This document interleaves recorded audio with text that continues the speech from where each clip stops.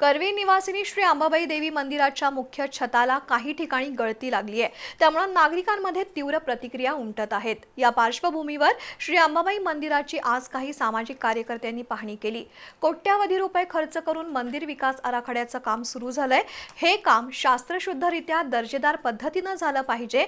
केवळ कामगार आणि कारागिरांवर जबाबदारी टाकून चालणार नाही, तर वरिष्ठ अधिकाऱ्यांनी सुद्धा कामाच्या ठिकाणी उपस्थित राहावं, अशी मागणी कार्यकर्त्यांनी देवस्थान समितीकडे केली आहे। श्री अंबाबाई मंदिर तीर्थक्षेत्र विकास आराखड्याचं काम सुरू झालंय। पहिल्या टप्प्यात 143 कोटी रुपयांचा निधी प्राप्त झाला असून त्यातून संपूर्ण मंदिर परिसरातील छोट्या मोठ्या मंदिरांच्या संवर्धनाचं काम सुरू आहे। मात्र मुख्य मंदिरातील गाभाऱ्याच्या छताला गळती लागल्याचं दिसून आल्यामुळे कोल्हापुरात एकच खळबळ उडाली। श्री मातृलिंग मंदिराच्या शिखरातून ही गळती होतीये।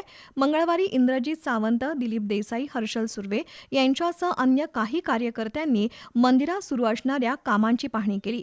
त्यामध्ये अनेक गंभीर बाबी दिसून आल्या। हे काम राज्य पुरातत्व विभागाच्या नियंत्रणाखाली सुरू आहे, पण या विभागाकडून कामावर देखरेख ठेवण्यासाठी कोणताही वरिष्ठ अधिकारी उपलब्ध नसतो। केवळ राजस्थानमधून आणलेल्या कारागीर आणि मजुरांच्या जीवावर हे काम सुरू आहे। तसंच सध्या सुरू असलेल्या मंदिराच्या जतन आणि संवर्धन कामासंदर्भातील नकाशे, कामाची पद्धत, तांत्रिक माहिती अथवा संबंधित कागदपत्र देवस्थान समितीकडे उपलब्ध नाहीत। ज्या खासगी कंपनीकडे हे काम सोपवण्यात आलंय त्या कंपनीनंही संवर्धन विषयातील तज्ज्ञांची नियुक्ती केलेली नाही।